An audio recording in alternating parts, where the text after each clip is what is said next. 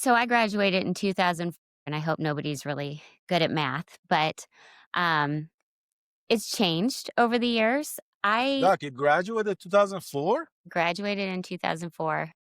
Man, I thought you were like 25, but okay.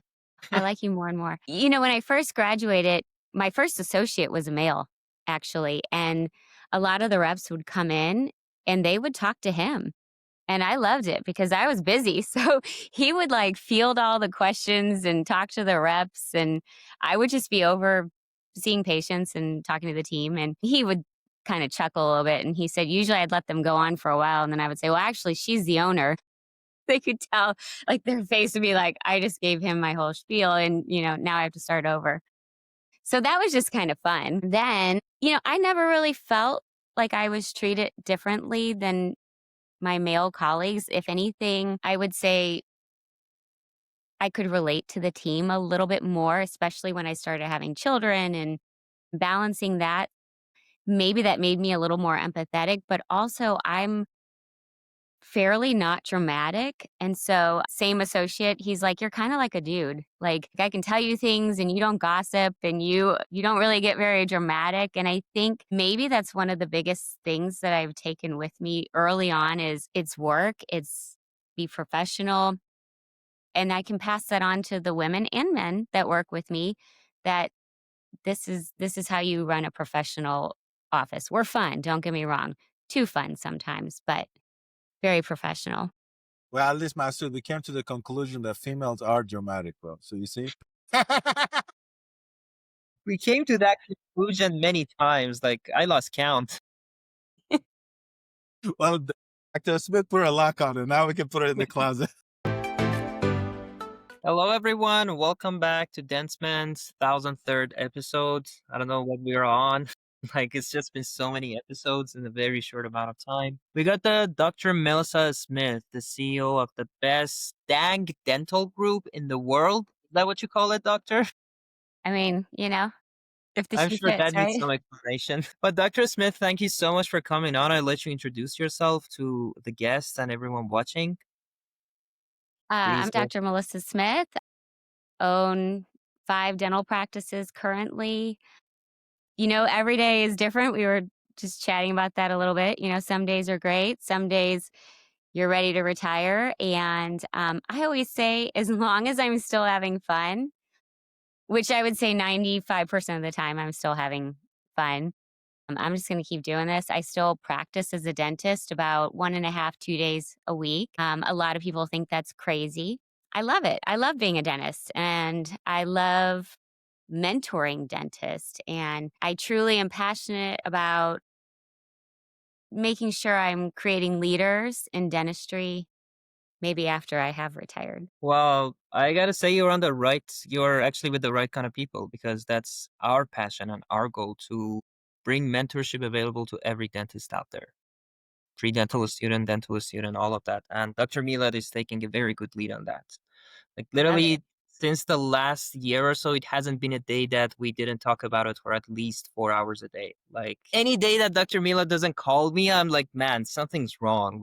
Something's gotta be wrong, man. It's not right. Take his temperature. Well, you know what, Dr. Smith? When I graduated dental school, I learned one thing. All these DSOs that are selling you a dream, we'll give you a mentorship like there is no tomorrow. You go in there and they'll give you nothing. And I was like, cha-ching, problem, and I'm going to solve it. That's great. Yeah. Yep. So, I mean, that's kind of honestly, like I love the fact that you said this. The one thing that I love about what you just said is that you're creating leaders because that is such an important thing, as especially for the younger doctors that are listening to this. Dental school has such a huge disconnect that does not realize the dentistry part is important, but being a leader in a practice is even more important. If I own a dental school, I'm gonna put half of the classes to the side, all the crap that you don't need, and then really focus on building leaders because when they come out and you put them in an office with 9 female and you have to like control all that, plus you have to do dentistry and you have to manage a bunch of hormones, then you got to figure that out quickly. Yes, you do. Yes, you do. Sometimes you have to buy Kleenex in bulk. That sounds like my life every day, dog. But no, that's fascinating that you're talking about that. So, Doug, what is your journey has been? Because I know the one thing that me and Master kind of discussed about, and that's something that we kind of added it as a community as part of like what we're doing with Dentment is I wanted to build a community out for women in dental and just really like make that group as private as possible, build a community around it so they can feel comfortable when they log into the platform. What has your experience been as a female in the industry, especially a female owner? Because like I want to know what are your day-to-day challenges? What are the ways does the male doctor, do they look at you differently? Do they treat you differently? Like what has been your experience so far? So I graduated in 2004, and I hope nobody's really good at math, but um, it's changed over the years. I Doc, you graduated 2004? graduated in 2004. Man, I thought you were like 25, but okay. I like you more and more. When I first graduated, my first associate was a male, actually. And a lot of the reps would come in and they would talk to him. And I loved it because I was busy. So he would like field all the questions and talk to the reps. And I would just be over seeing patients and talking to the team. And he would kind of chuckle a little bit. And he said, usually I'd let them go on for a while. And then I would say, well, actually, she's the owner. They could tell, like, their face would be like, I just gave him my whole spiel and, now I have to start over. So that was just kind of fun. Then, I never really felt like I was treated differently than my male colleagues. If anything, I would say I could relate to the team a little bit more, especially when I started having children and balancing that.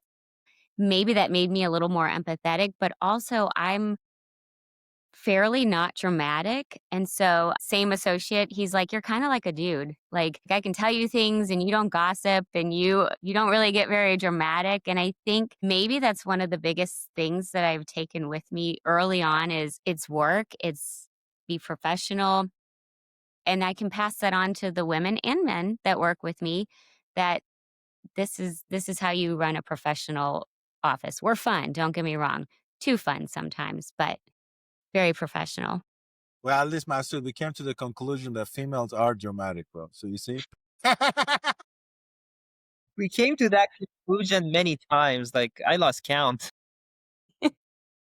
Well, Dr. Smith put a lock on it. Now we can put it in the closet.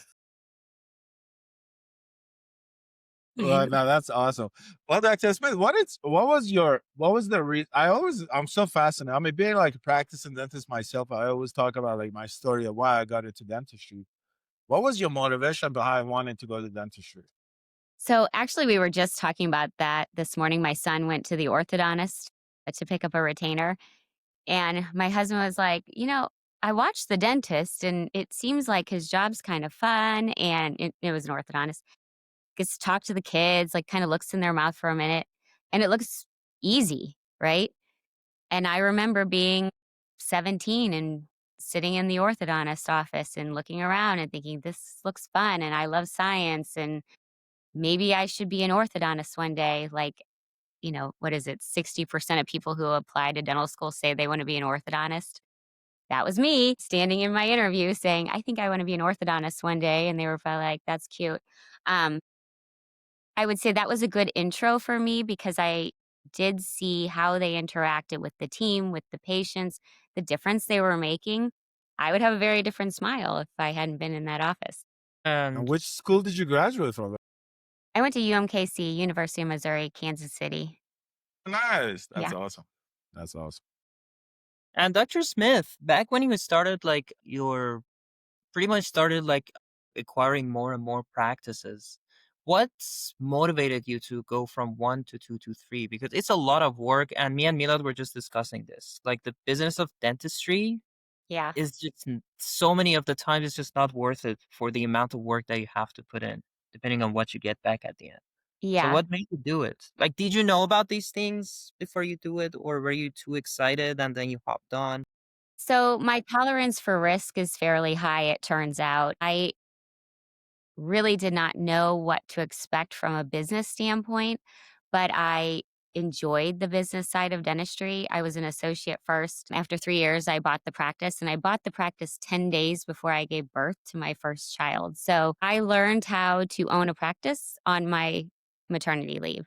I learned very quickly, like, people were calling me for silly questions like, "Can we go buy stamps, and can we get a check?" And I'm, like, trying to keep a newborn alive and also learn QuickBooks.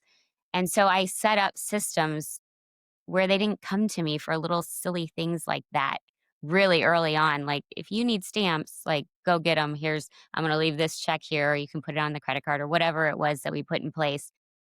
And I just realized like systems are the key. And I think I learned that because I had to very quickly. I learned that lesson many times, and that's what I tell every team member that I talk to every day. System, system, system. Because you first learn to start doing something manually, but then you have to build a system around it so you're not doing it manually forever.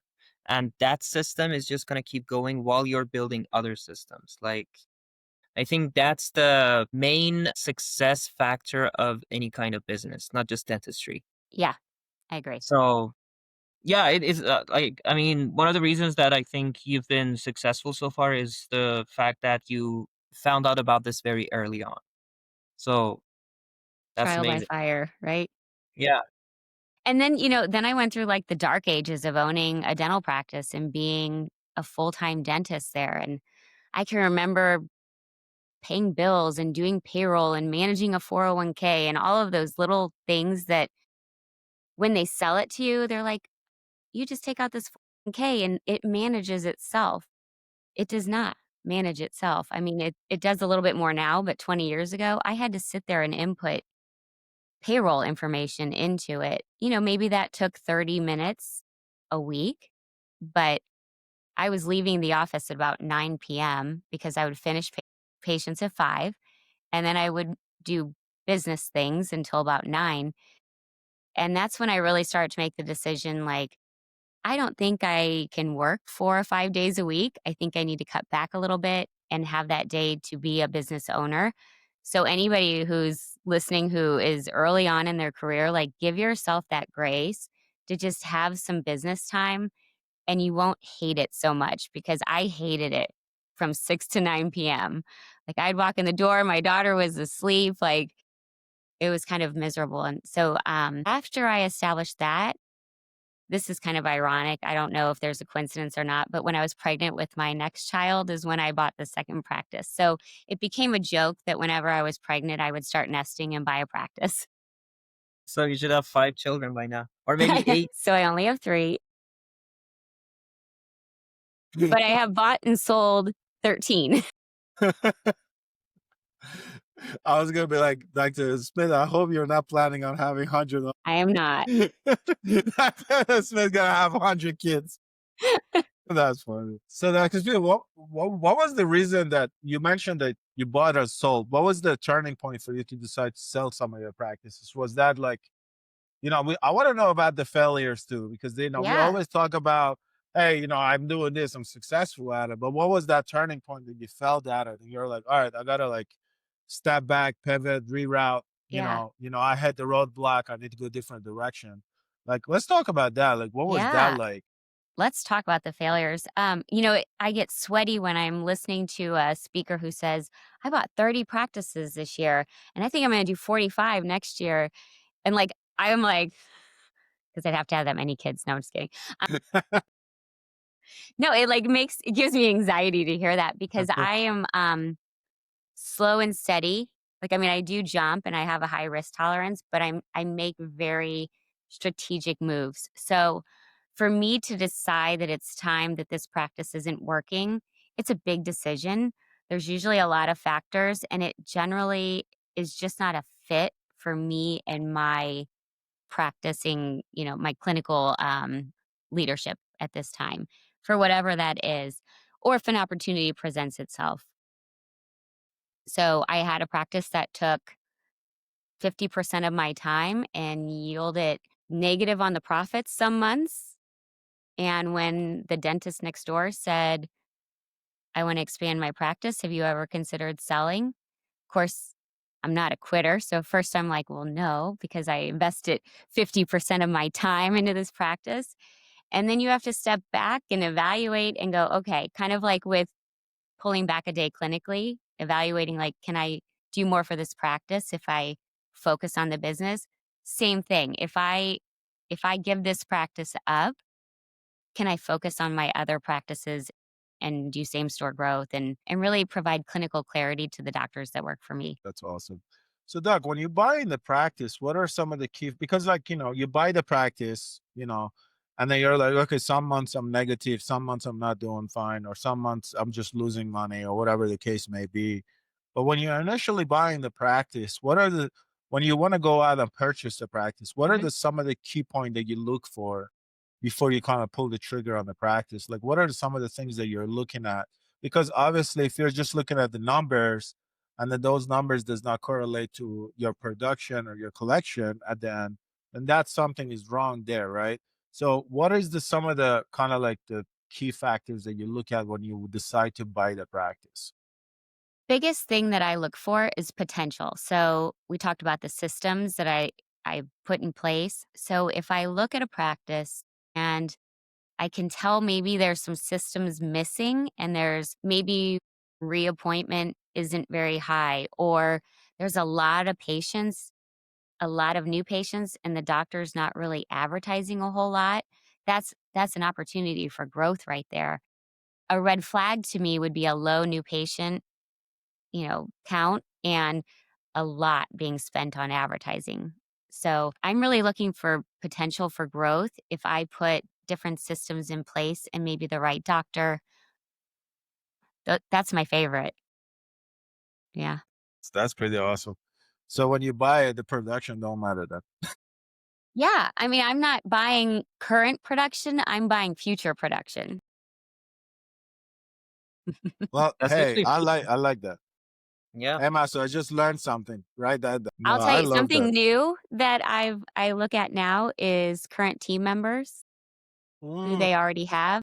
Back in the day, I I would look at that and I would go, okay, well, we're going to add two more hygienists and two more assistants. And that's harder to do now.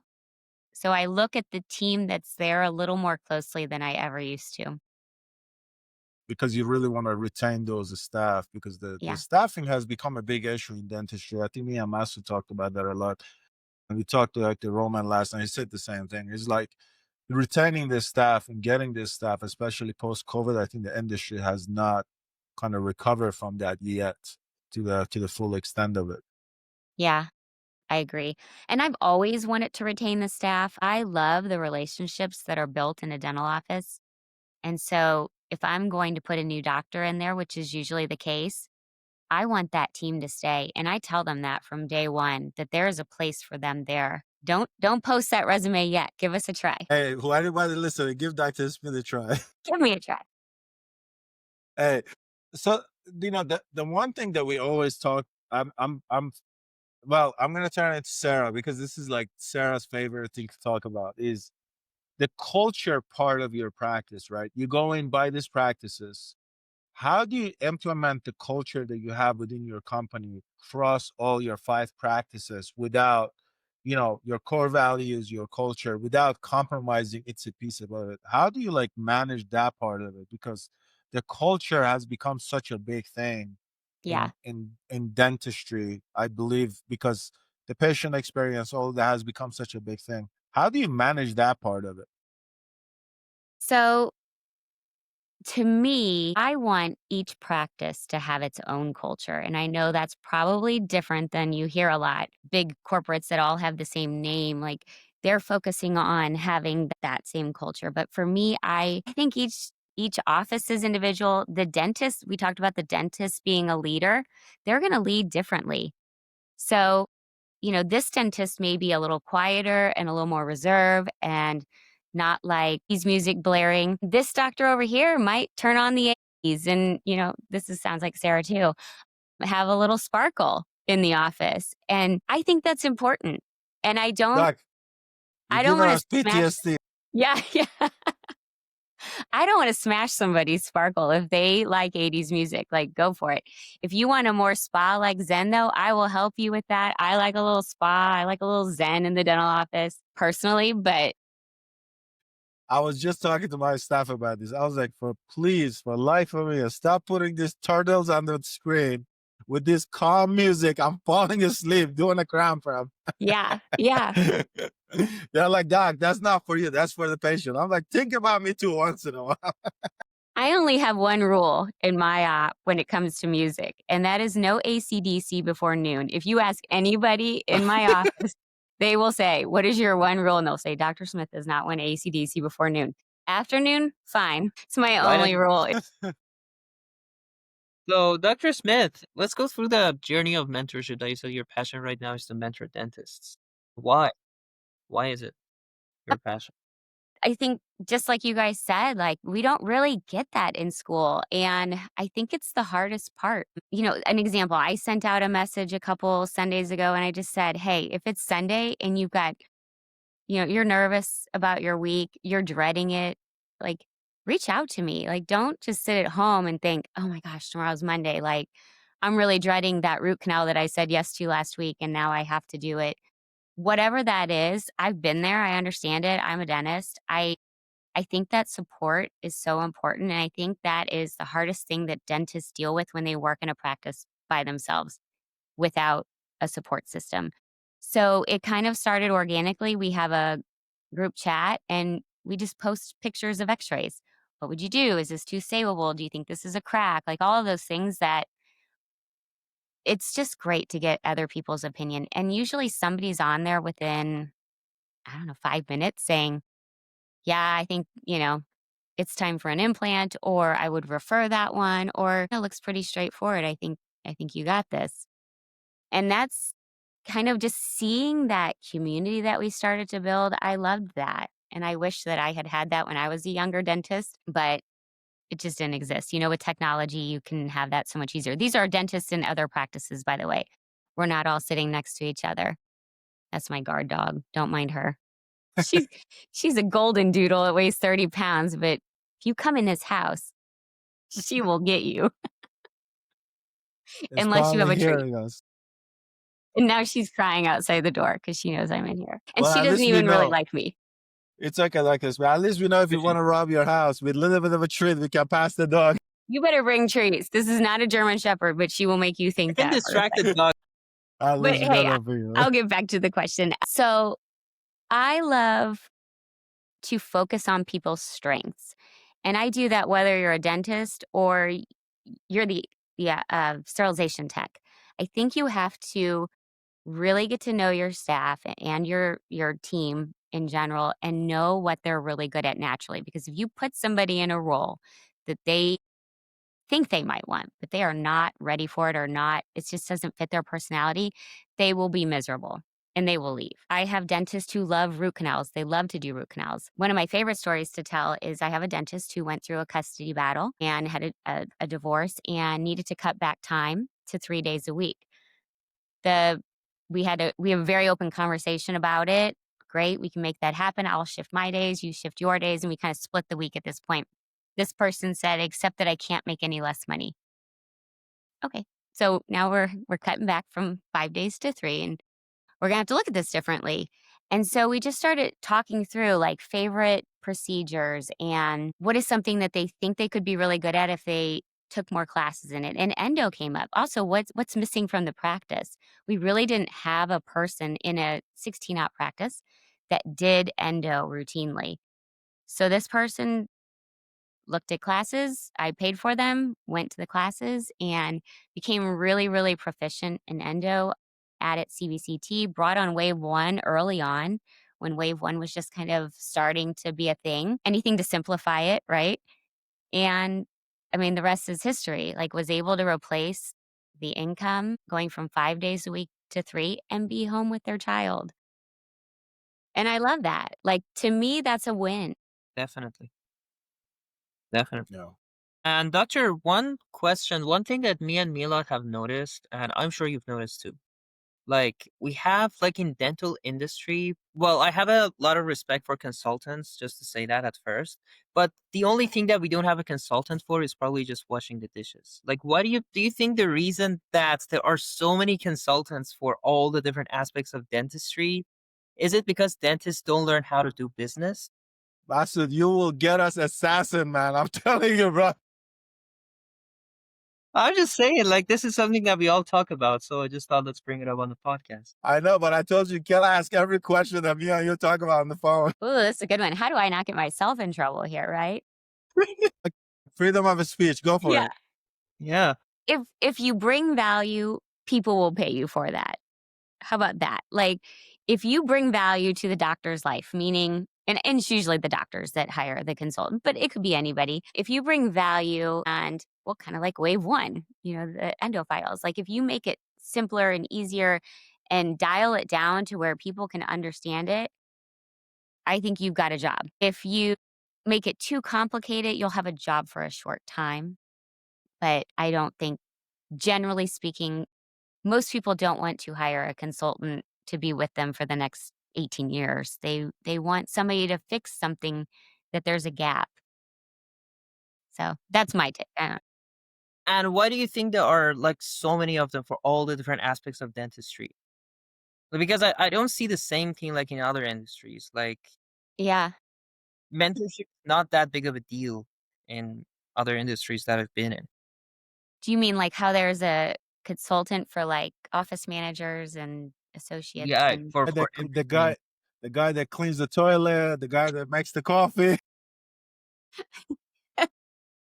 I don't want to mention names because like me and Milad, we all know consultants that do every name that I'm just gonna talk about, so I'm not gonna mention those names. But like yeah, there's consultants for everything pretty much. there is. There is. I don't know. I mean, I think if you could tell me how to, I don't know, get to work Mr. faster. Masood, Yeah. listen, we came to the conclusion, bro. Their business are nonsense. I don't need no consultant to tell me how to live my life. I'm good, brother. I'm 39. The consultant to the consultants. That's who you need to ask. I just like the ones that have their consultant and they have executive assistant. Those ones I like. I'm like, if you're consulting, why do you have executive assistant? I'm like, you're Not that pointing busy? to anyone specific though. But no, I think our industry is getting used and abused on. I'm not gonna, I think they're just the dentistry part of it is fun. But when I see these people, I was at Dykema and I went to Dykema just because, like, Craig was telling me, hey, let's go. Brandon was like, let's see each other. I honestly, I couldn't really relate to Dykema as much because I'm not really, I'm not into the DSO world, so I don't really understand the whole thing. But I was just wanted to go meet them. But yeah, when I got to Dykema and I was walking around, I'm like, man, there is 2,500 people in here. And probably out of the 25, the only dentist that is there is me, Dr. Smith, and probably two other people. Who are these people selling to? Like, what are they doing? That's funny. It is because I'm like, are these industry partners? Are they trying to sell to like the dentist? Because the guys that is standing next to me, they're either consultant or they're consulting of a. So I'm like, they don't need no X-ray machine. So I don't know why they're here. But it was just funny for me that I went to this event. Yeah. And I told Masters after I came, I was like, man, what a waste of money and time. I'll never go to another one of these. But okay. Well, how did you But find it, Dr. Smith, Dicema?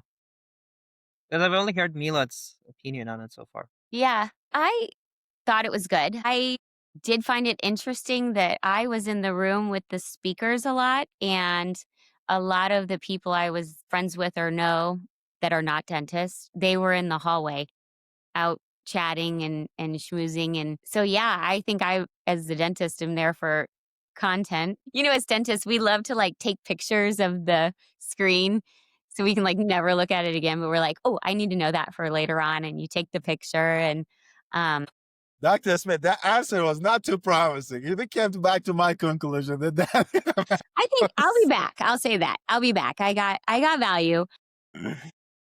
It's a hard time of year for me because my kids were going back to school, all 100 of okay. them. And so, Dr. Smith, if you have 100 kids and you look like that, God bless. Let me know what drug you're taking. I got it at Dykema. So you missed out that.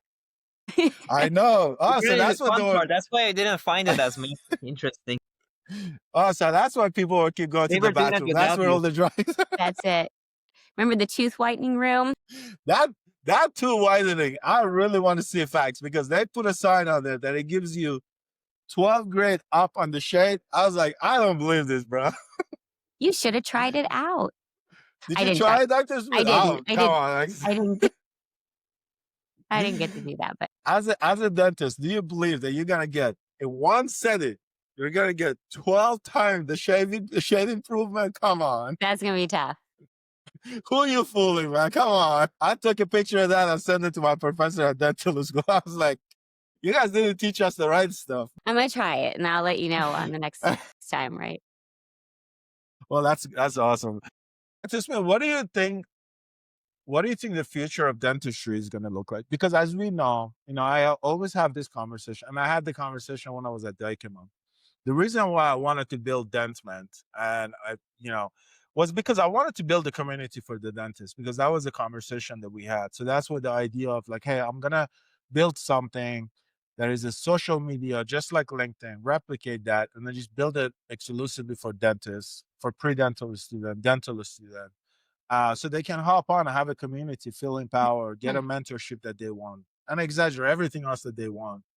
So the question I wanted to ask you is, why do you think the future of dentistry is going to be with the way the DSOs are going? Because we had Dr. Roman on last night, and I tell you this, I have nothing against the DSOs. I'm going to clear that up. But I don't believe that DSOs are doing justice for the industry. Because when I worked for a DSO, the patient experience was cut from right under the patient's feet because their experience was not very polite at a time. And then they say, hey, you sound like a salesperson. They always want to upsell me on things. And we know that obviously the money is involved, right? There's a lot of private equities that are involved in this bigger DSOs. But what do you think the future of dentistry and the patient care is going to be like with the way dentistry is going? Because with a lot of money being involved, I think that patient experience is getting less and less and less. For example, I had a patient last week in my office and she said, hey, I went to one of these corporate dentistry and I hated it. And she wanted to go to some smaller setting, something more that the doctor is more relatable. They don't sound like a robot. So with all of that, what do you think the future is going to be for dentistry with the DSO market? And do you believe that the DSOs are good for the industry?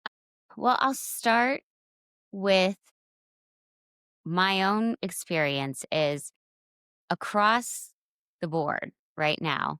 When I go to a restaurant, a frozen yogurt place, I don't want to say hair salon because she'll be on here. Not hair salon, everybody else. Nail salon. I feel like my experience is less than it was, say, 7 or 8 years ago. For whatever reason. Either everybody's new, they don't care, they feel like they could get a new job tomorrow if they don't do a good job. And so I think just knowing that right there, the expectation is lowering across everything, all industries, but we don't want that in dentistry. And I think we can still really cling to a phenomenal patient experience. So I think the people who do that will set themselves apart. If you can maintain a really good patient experience right there, you're going to get 5-star. I mean, you will blow people out of the water when you actually like called their insurance and checked if they can come there or not, right? However, margins are getting squeezed too. And so we know we can't have maybe extra people around the office or pay some of the salaries that we have to pay. So we have to figure that out too, and we have to be more efficient. And so I think AI and other softwares out there are definitely going to be the key. I do not believe in AI replacing people, but at Dykema, I did hear a really good quote that said, or let's see, what was it? AI will not replace people, but people using AI will replace people. And so I thought that was phenomenal. It made me sit back and go, okay, I get it, right? You have to make the job easier so that everybody does a good job still because dentistry is complicated. Like, let's not lie to ourselves that you can start tomorrow and just like help the dentist with a filling, right? No, no, no.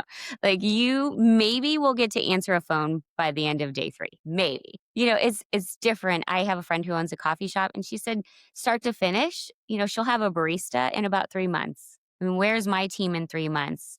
I need though to be able to increase that training and make the job easier to where a team member could do a lot of the job in 3 months. But if you had asked Dr. Smith circa 2007 that question, I would say 3 years. It would take 3 years to be trusted in my office to just, be able to make a temporary crown on your own kind of thing. I mean, not really, but you know what I mean? Like it just took a really long time to train somebody. Everybody stayed for a really long time, and that's just not the way it is. So, the future of dentistry is really dependent on being able to train people to do a complex job and also to still hire people that have empathy and want to be there. That's my own personal motto. As far as the DSOs go, it's just going to depend on what their priorities are and who's making the decisions. There's a lot of AI out there that I could have already implemented, but I'm really weighing what fits into our philosophy and our vision because it does. It has to make the patient experience better and it has to make the job easier. It And can't Dr. just make it faster. Yeah. Which areas of like within a dental office, there are many different operations on all the different sites. hmm Which areas do you think are going to be enhanced and the AI is going to be most helpful in, like in So 5 years, 10 years? I'll give you an example that just happened not too long ago. We have an AI part of, and I don't know that much about AI. So, like, somebody out there is going to be listening and be like, she doesn't know what she's talking about. But this is what it is. When you call our office, if you don't talk to a person, so say it's after hours, it will text you and say, can I help you? And it will have a conversation with the patient and it will schedule them. So if they call Sunday night, which I do, sometimes like I call the pediatrician, I'm like, man, I need to get in tomorrow morning. I'm just going to leave a message with them so that they call me first thing and I'm ahead of all the other messages because it's Monday morning. But if they would text me back and say, do you want to come in tomorrow morning at 9 a.m.? I would have been like, sweet, sign me up for that. If you're my pediatrician out there, can you add that? Anyway, however, I had a patient. So in our office, the doctors answer emergency calls. Like there's a little pathway phone tree that you get to an actual doctor calls you back. And I saw an emergency message come in that a patient had lost a front tooth. And I did know the mother of this patient. And so I was driving back from Nashville. I was in the car. I wasn't the one on call, but I knew them. And I said, hey, I'll handle this one. I know them. So I called and she said, oh my gosh, Amy from your office already texted me and I'm coming in tomorrow to see you. And I was like, that was actually better. I mean, I called her and put her mind at ease that we can fix it, but I couldn't have made the appointment driving in my car. I didn't know what the schedule looked like tomorrow. So it was actually more efficient. And I don't know if it was a better experience, but it was a good experience for the patient. Wow, Dr. Smith, as you're talking, I was just texting Masood.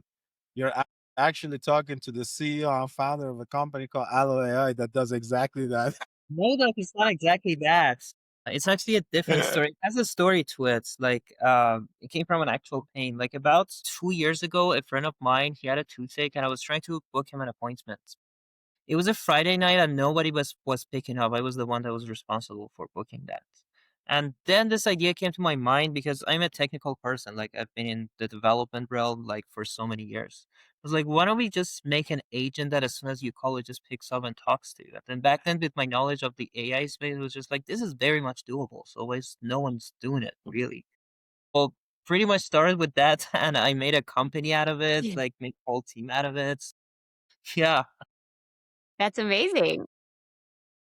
So that was my introduction to the dental industry Yeah. and Dr. Milad sitting here in this podcast, pretty And much. solve that gap though. I mean, something like that that's never been done before, but when a patient's like, "Oh my gosh, like I'm finally getting through to somebody. I've called 17 offices." I mean, that's huge. Just to have peace of mind that maybe there's an urgent care open the next day that you were able to schedule them with. People just want to know they're going to be taken care of. They can make it through the night most Hmm. of the time, but they want to know there's a plan. Exactly. Like, especially with dental industry, because it's a very competitive kind of a field. Like, back when I was booking that appointment for my friends, just one of the offices not answering wasn't a big deal for me because I just kept calling. There were so Hmm. many of them. Like, Hmm. you just search on Google Maps like dental clinics, and there are so many options, so you don't really care. Like, the first clinic that picks up, you're gonna be their patient. So I think where AI can help is exactly as you said. Like, the ones that use AI are gonna replace the ones that don't. Hmm. So, automations and systems, exactly as you mentioned it. It's all about that. Yeah. What are you trying to really accomplish with your organization? What is your vision for your organization? What are you really trying to are you planning on to expand to, you know, 150, whatever the case may be? And then are you planning on having any more babies along the way? I knew that was coming. No, no more babies. I our vision is we educate, we motivate, we create healthy smiles. And for Integrity Dental Group, we educate, we motivate, we create healthy teams. And that's really the focus of everything. So I don't have this magic number. People actually ask me that all the time, like, how many do you want to get to and what's the number? And I don't have that. It's just if there's like a really good opportunity where I think I could put a doctor in there, they will be very successful, but also have a balanced life. I'll usually make that decision. If I can merge a practice in with one of my existing practices that could use some more patients, I'll make that decision. Somebody said, "Do you want to take these 5 practices?" I would say, "No, thank you. I already have 5 of my own. Thanks."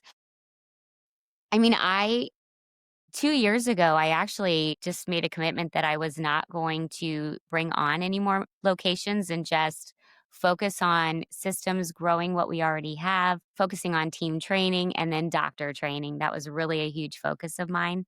Getting us all on the same page and just making sure that like we're all rowing in the same direction because even in a dental office, you can have different doctors that diagnose differently or think differently. We've done a really good job of collaborating there, but there's always room to grow, right? We're always bringing in new team members and new doctors. But oh my gosh, I forgot. I'm rambling. What was your question? No, no, I was just trying to figure out like what is you kind of like Oh, how many do I want to Sounds get like you have a to? lot of babies, doc. That's what I was going to say. Okay, thanks for that one. Yeah, I mean, even a year ago, I had somebody basically try to give me a practice. And I mean, I had some willpower there. I said, no, I'm just focusing on what I have right now. It's, but yeah, I'm considering a number 6. not bad, not bad. Well, Doc, if you decide on number 6, Dr. OG is always available. I'm always open to work. Fly in. Apparently, this dent mentor stuff, Masters get like the way he answered it at the beginning. I don't think I'll be retiring anytime soon. So, all right, well, back to 9 to 5. No, that, but I was having this conversation with the other doctors too. I think that's the biggest thing is like figuring out how to improve what you have. Really, Hmm. I think is sometimes it's better to do that than just keep going out and buying the practices because bigger doesn't mean it's better, right? Because you buy in these practices, you could be bleeding money like there's no tomorrow. And I hope they're not listening to this because I worked for a DSO. They had 80 practices. They said, "Hey guys, we're gonna take you guys out to dinner." I'm like, "Wow, they're taking us out to dinner, man." I put my nice pants on, I put my nice shoes on. We went in there. The director walked in. "Hey guys, we did about $8 million in Nashville when we lost $500,000." I'm like, "Yeah, that's my cue to leave." So it doesn't necessarily mean that you're growing, have these numbers of practice that you're actually being profitable because, like you said, life happens, COVID happens, all this happens. So I think that, Doc, how do you make sure? Because this conversation also came up, and I always want to know what do you do? Because the hardest thing is that we talked about this retaining the staff and the retaining doctors, right? Because I feel like me myself, like I go to practice, if it doesn't really align with what I'm trying to accomplish as a doctor, I'm like, hey, I'm just gonna look for something else. I want to Mhm. have a peace of mind. How do you ensure that your doctors stay with you long term? Like, do you bribe them? Do you give them Mhm. chocolate? What do you do? Yeah, lots of chocolate. That's the secret. You should have started with that. I'm just kidding. We could have been done. Yeah, that's the billion-dollar question out there, I think, that some of the DSOs that you're talking about struggle with. They probably struggle with that more than I do. However, I may bring so I'm not afraid to hire a new grad. I've done it before. I have a pretty good system in place. I know a lot of people will not do that, and it's because it's scary to bring on a new grad who has never worked somewhere else, and sometimes they don't know if you're a good employer or not. And so that's a little bit tricky because, yeah, then all of a sudden the DSO down the street's offering a $10,000 sign-on bonus. And until they leave and experience that, they don't realize truly what mentorship is, right? Everybody offers mentorship, but what is mentorship? I ask every doctor who I'm interviewing, I provide mentorship, but what is mentorship to you? Because to them, it might be I'm sitting next to them, guiding their hand during an injection. And that's not what I call mentorship. If you need that mentorship, then there's a $10,000 sign on bonus down the road. I'm like, Doc, if you have to hold somebody's hand to give an injection, then you go back to dental school. So, yeah, but everybody's idea is a little bit different there. Like, are you going to be in the room with me? Are you going to be looking at all of my x rays or what does that look like? So I really clearly define what mentorship with me looks like. And it's a roadmap to success, but success for them. Just like the dentist I was talking about that went down to 3 days a week, that wouldn't work for everybody. So it's a super individualized. And I guess that's probably my chocolate. My secret is I will tailor a position to a doctor within reason. But I mean, I have one dentist who works at the dental school 4 days a week and then works for me 1 day. It's not ideal to have a dentist 1 day a week, but it works because she's flexible and she fits into our vision. Well, tell the doctor that works at dental school to not to listen to a Dr. Roman's podcast. Because he said the people that work in dental school, blah, blah, blah, blah. But no, yeah, I mean, like you said, why do you think that's such a, I came out of dental school as a new grad, almost 3 years ago. And why do you think, what's the stigma around that? I came out of dental school, I work at a practice, I was by myself, and I think I did pretty okay. I hold my own. And if I had a problem, I'll reach out to my doctors in dental school and ask questions. Why Mhm. do you think that's such a scary place to go? What is that scary city that for you to say, oh, I'm not gonna hire somebody out of dental school? I mean, they went to dental school, right? They done the Mhm. treatment, they done the training, they done the work. So when they're transitioning out, what is the kind of like what is the issue that you're seeing when if in your hiring process? What is the kind of the scarcity for you there Yeah. that kind of make you doubt it?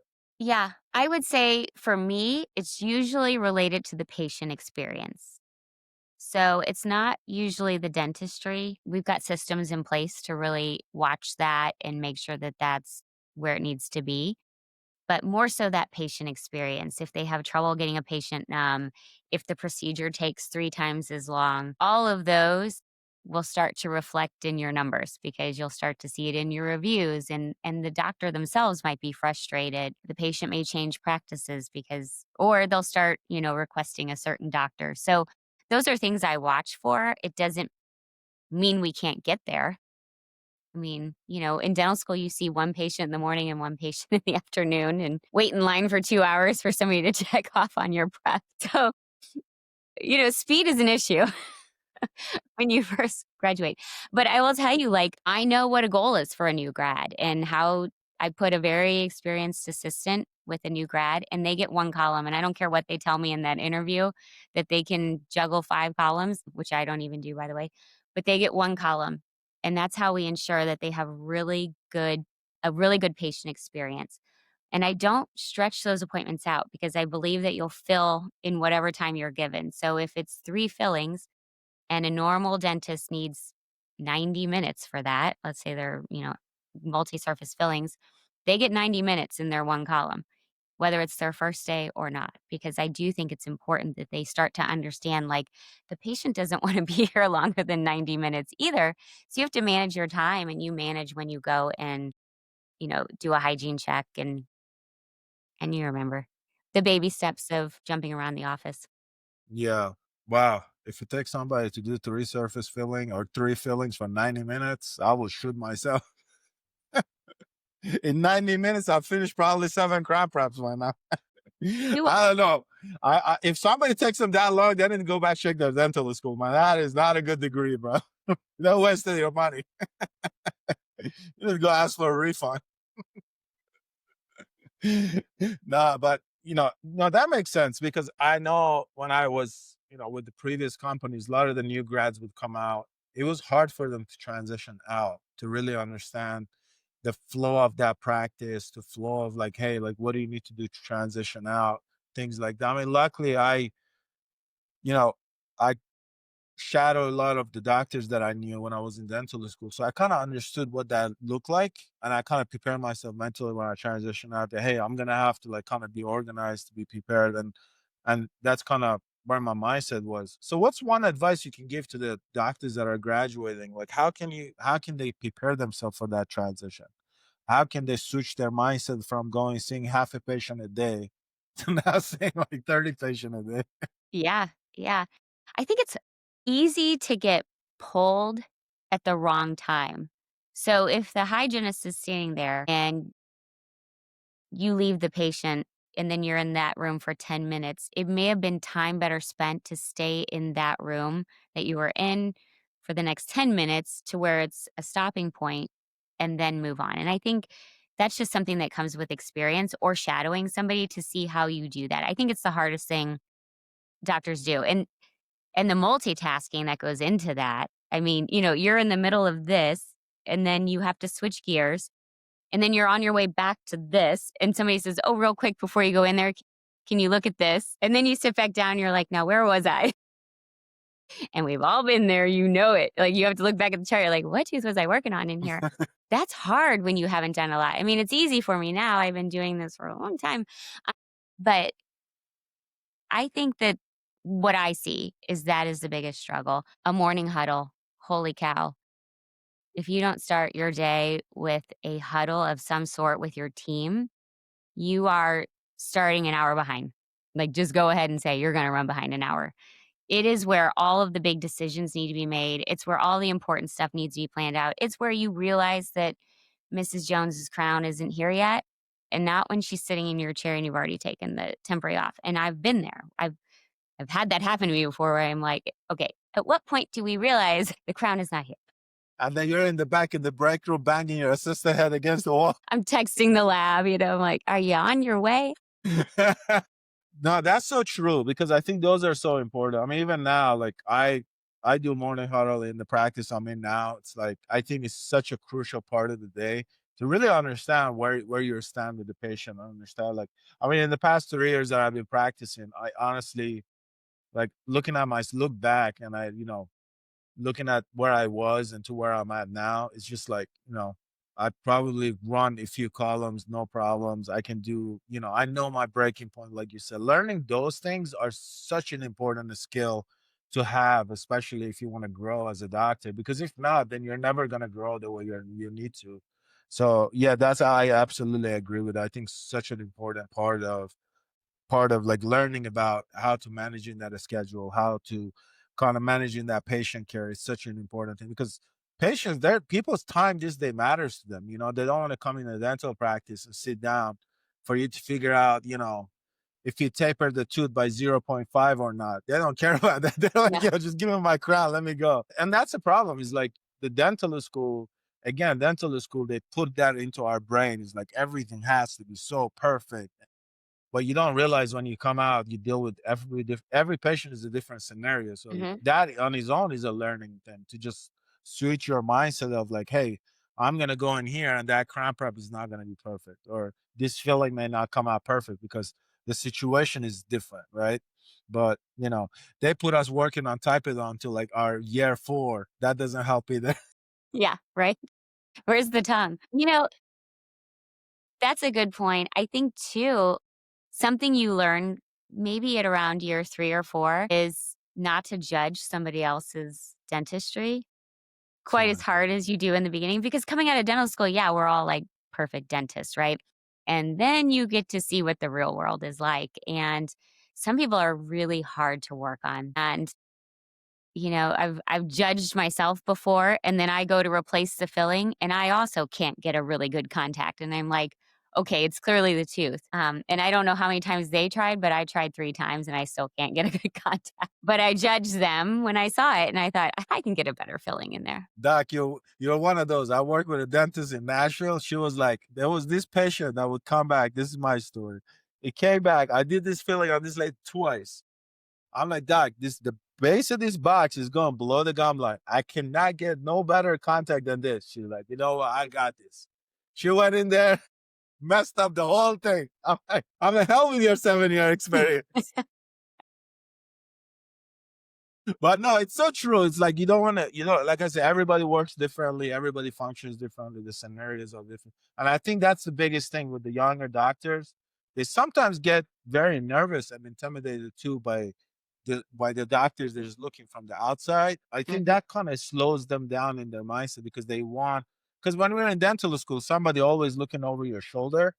And I mhm. think that mindset carries out into the real world too, but they don't realize that time is over. You just do your work, focus on what you know, and then you just kind of get going. I think that mindset kind of carries over out of dental school sometimes too. And it's toxic, but it makes them nervous because in dental school, you got a 90-year-old grandpa professor that is yelling at you the whole day. It just doesn't help either. Shout And out to my professors.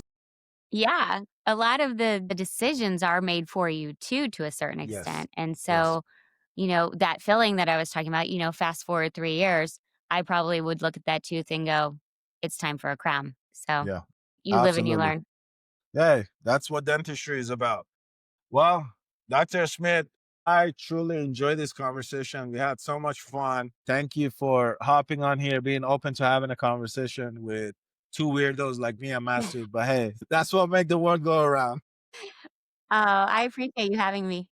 Thank Absolutely. you so much, Doctor. I hope that, you keep doing your thing. We're here to support in whatever way we can. And, if we can be a help, just let us know. So thank you so much, Dr. Thank you. Thank you so much, Doctor. Have a good day. See ya.